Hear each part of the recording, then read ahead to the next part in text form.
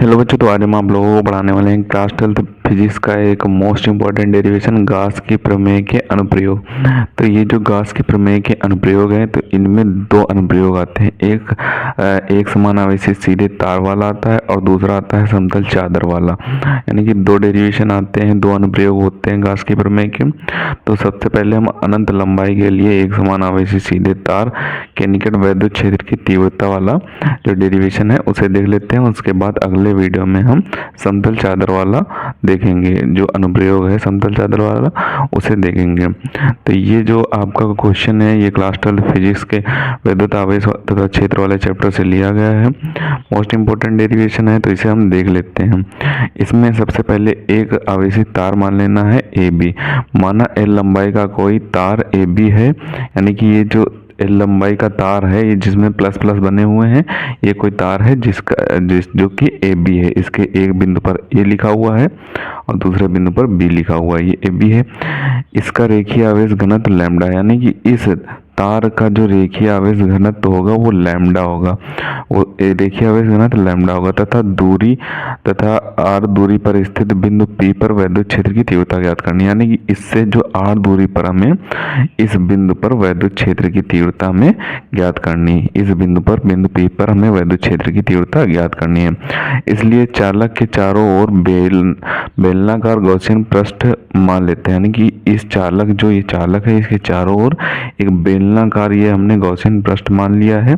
तब गॉसियन पृष्ठ से निर्गत कुल फ्लक्स, यानी कि इस गॉसियन पृष्ठ जो है ये बेलनाकार, इससे निर्गत कुल फ्लक्स कितना होगा वो हमें ज्ञात करना है। अब इस गॉसियन पृष्ठ से कुल फ्लक्स जो निकलेगा वो S1 पर निकलेगा और यहाँ पे S2 पर निकलेगा नीचे, और S3 पर निकलेगा, यानी कि तीनों तरफ इसका गॉसियन पृष्ठ निकलेगा। ऊपर भी निकलेगा और नीचे भी निकलेगा और इस तरफ भी निकलेगा। गॉसियन पृष्ठ इस तरफ भी निकलेगा, ऊपर और नीचे दोनों तरफ निकलेगा। जो गॉसियन पृष्ठ इधर का होगा वही गॉसियन पृष्ठ इधर का होगा, तो हम एक ही तरफ मान लेते हैं। तो जो सूत्र होता है गॉसियन पृष्ठ वाला, फाई बराबर समाकलन E vector dot D A vector सूत्र से हम गॉसियन पृष्ठ निकाल लेंगे, यानी कि कुल फ्लक्स निकालेंगे। तो फाई बराबर S1 के लिए क्या हो जाएगा, E vector dot D A vector plus S2 के लिए E vector dot D A vector plus S3 के लिए E vector dot D A vector हो जाएगा। यहाँ पे ई ये है, यानी कि विद्युत क्षेत्र की तीव्रता जो होती है ई, वो इधर है, और डी ए ये इधर है, ऊपर की ओर है। और यहाँ पे भी ई ये इधर है और डी ए इधर है, और लेकिन S3 पर जो ई है वो इसी तरफ है और डी है वो भी इसी तरफ, यानी कि जो S3 पर E और DA होगा वो एक ही दिशा में होगा, 0 डिग्री पर एक ही दिशा पर होगा। S1 पर 90 डिग्री पर होगा, S2 पर 90 डिग्री पर होगा। तो अब उसी तरीके से हम आगे देखते हैं। तो आगे स्टेप में आपका क्या होगा, फाई बराबर समाकलन S1 EDA के साथ कॉस थीटा आ जाएगा। जब ये वेक्टर हटता है तो यहाँ पे कॉस थीटा आ जाता है, तो जब वेक्टर हटेगा तो यहाँ पे कॉस थीटा आ जाएगा। वैसे ही कॉस थीटा S2 में आ जाएगा, वैसे ही कॉस थीटा S3 में आ जाएगा। आप कॉस थीटा की वैल्यू लिखेंगे तो यहाँ पे S1 की जो वैल्यू है वो 90 डिग्री है, S2 की वैल्यू भी 90 डिग्री है, और S3 की वैल्यू जो है वो 0 डिग्री है, क्योंकि ये सीधे है। ई भी यहाँ पे सीधे जा रहा है और डी ए भी सीधे जा रहा है, तो इसकी वैल्यू 0 डिग्री हो जाएगी। तो S1 के लिए 90 डिग्री और S2 के लिए 90 डिग्री रख लेते हैं, और S3 के लिए 0 डिग्री रख लेते हैं। अब जो 90 डिग्री की वैल्यू होती है cos 90 की वैल्यू वो 0 होती है, यहाँ भी cos 90 की वैल्यू 0 हो जाएगी, और यहाँ cos 0 डिग्री की वैल्यू 1 हो जाएगी। अब यहाँ पे जब 0 की गुणा इससे कराई जाएगी तो यहाँ पे टोटल 0 हो जाएगा, यानी कि जब ई डी ए की गुणा 0 से कराई जाएगी तो ये 0 हो जाएगा और ये भी 0 हो जाएगा। यहाँ पे ई डी ए बचेगा, तो यहाँ पे फाई बराबर S3 EDA बचेगा। तो अगले स्टेप में देख लेते हैं क्या होगा। तो अगले स्टेप में आपका होगा फाई बराबर S1 की वैल्यू 0 हो जाएगी, उससे गुणा जब होगी S2 की वैल्यू भी 0 हो जाएगी, और S3 की वैल्यू 1 से गुणा होगी तो EDA बच जाएगा। तो फाई बराबर S3 EDA आपका बच जाएगा। तो यहाँ से जब E को बाहर निकालेंगे तो अंदर DA बचेगा, समाकलन के अंदर DA बचेगा। तो फाई बराबर E समाकलन S3 DA बच जाएगा। समाकलन DA की वैल्यू होती है 2 पाई RL, हमने आपको पिछले पिछले एक वीडियो में गॉस के नियम में जो हमने आपको गॉस की प्रमेय पढ़ाई थी उसमें आपको बताया था कि डी ए की वैल्यू होती है 2πRL। तो यहाँ पे फाई बराबर ई इंटू 2πRL, ये समीकरण 1 हो जाएगी।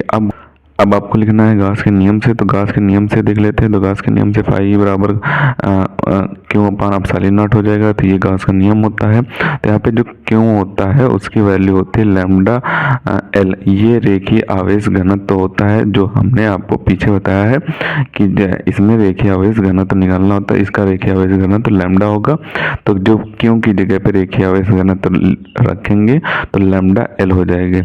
आप हमारा एक वीडियो है सतत आवेशीय वितरण वाला, उसमें रेखीय आवेश घनत्व, पृष्ठीय आवेश घनत्व और आयतनीय आवेश घनत्व देखेंगे। तो उसमें जो रेखीय आवेश घनत्व की का फार्मूला होता है वो होता है लैम्डा बराबर क्यू अपान एल। तो ये फार्मूला होता है। तो इस हिसाब से क्यू की वैल्यू बच जाएगी लैम्डा एल। तो क्यू की जगह पे हमने लैम्डा एल लिख लिया है। तो ये हमारा समीकरण 2 हो जाएगा। तो ये कहाँ से आया लैम्डा एल, यहाँ पे रेखीय आवेश घनत्व लगा हुआ है। तो यहाँ पे देख लेते हैं समीकरण 1 व 2 से क्या मिलेगा हमें। तो यहाँ पे ई इंटू 2πRL समीकरण 1 थी हमारी, ई इंटू 2πRL। समीकरण 2 थी हमारी pi L upon epsilon naught. तो हमारी यहाँ पे E into 2πRL is equal to lambda L upon epsilon naught हो जाएगा। तो यहाँ पे जो इंटू में है 2πRL ये इधर जाएगा, बराबर के इधर जाएगा, तो ये भागित में हो जाएगा। तो lambda L upon epsilon not into 2πRL हो जाएगा। तो यहाँ पे एल और एल कैंसिल हो जाएगा। तो लैम्डा तो हमारा यहाँ पे क्या बच जाएगा 1/2πr 2π एप्सिलॉन नॉट इधर रख लेंगे और लैम्डा अपान आर इधर रख लेंगे। तो ई इज इक्वल टू हमारा क्या बच जाएगा 1/2π epsilon naught lambda upon R बच जाएगा यहाँ पे। तो जब इसमें अंश और हर में 2 से गुणा हुआ भाग करेंगे तो हमें आवेशित तार के लिए के निकट जो विद्युत क्षेत्र की तीव्रता निकालनी थी वो निकल के आ जाएगी। तो हमने यहाँ पे अंश और हर में 2 से गुणा कर दी। यहाँ पे ब्रैकेट में अंश और हर से 2 से गुणा कर दी और भाग भी कर दिया। तो यहाँ पे हमारा टोटल निकल के आ जाएगा 1/4π epsilon naught 2 lambda upon R. तो यहाँ पे जब 2 से गुणा होगी तो यहाँ पे 2 लैम्डा हो जाएगा और 2 से भाग होगा तो यहाँ पे 2 इंटू 2 4 हो जाएगा। तो यहाँ पे 4π एप्सिलॉन नॉट आर हो जाएगा। तो यहाँ पे 4π एप्सिलॉन नॉट आर हो गया और यहाँ पे ऊपर 2 लैम्डा बच जाएगा। तो हमारा ये जो होगा वो एक समान आवेशित तार जो था उसके निकट में विद्युत क्षेत्र की तीव्रता हमारी क्या होगी ई बराबर 1/4π epsilon naught 2 lambda upon R. तो ये हमारी एक समान आवेशित तार के निकट विद्युत क्षेत्र की तीव्रता निकल के आ गई। तो हम एक एक करके सभी के आपको स्क्रीनशॉट दिए देते हैं, आप इनके स्क्रीनशॉट कर लें और आपको इसे अच्छे तरीके से तैयार कर लेना है। मोस्ट इम्पॉर्टेंट है, आपके कई बार एग्जाम में पूछा जा चुका है, इस बार भी इसके आने के चांसेस रहेंगे। तो सबसे पहले आप इतने पार्ट का स्क्रीनशॉट करें। अब ये जो फिगर दिया हुआ उसका भी स्क्रीनशॉट कर लें। अब नीचे के पार्ट का स्क्रीनशॉट करें। अब जो इसके नीचे के पार्ट दिए हुए हैं उसका भी स्क्रीनशॉट कर लें और पीछे के पार्ट का स्क्रीनशॉट दिए देते हैं आपको। सबसे पहले आप ऊपर के जो पार्ट दिया हुआ है उसका स्क्रीनशॉट करें। अब बचे हुए पार्ट का स्क्रीनशॉट करें। अब जो नीचे पार्ट दिया हुआ उसका भी स्क्रीनशॉट कर लें और जो नीचे आंसर दिया हुआ उसका भी स्क्रीनशॉट कर लें। तो ये जो आपका नीचे लिखा हुआ है ये आपका हो जाएगा रेखीय आवेशित तार के लिए विद्युत क्षेत्र के तार के निकट विद्युत क्षेत्र की तीव्रता ये हो जाएगी। तार के निकट विद्युत क्षेत्र की तीव्रता ये हो जाएगी। तो आपको इसे अच्छे तरीके से तैयार कर लेना है।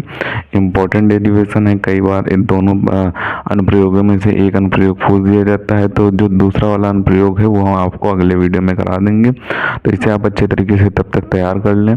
1-2 बार इसकी प्रैक्टिस करेंगे कॉपी पे लिख कर और एक दो बार कॉपी पर लिखकर बिना देख के लिखकर प्रैक्टिस करेंगे तो आपको अच्छे तरीके से तैयार हो जाएगा। तो इसे अच्छे तरीके से तैयार कर ले। मिलते हैं इसी नए वीडियो में नए टॉपिक के साथ, तब तक के लिए धन्यवाद। और अगर अभी तक आपने हमारे चैनल को सब्सक्राइब नहीं किया है तो प्लीज़ सब्सक्राइब जरूर कर लें, क्योंकि हम इसी तरीके से क्लास 12 से रिलेटेड इंपॉर्टेंट टॉपिक पर वीडियो डालते रहते हैं।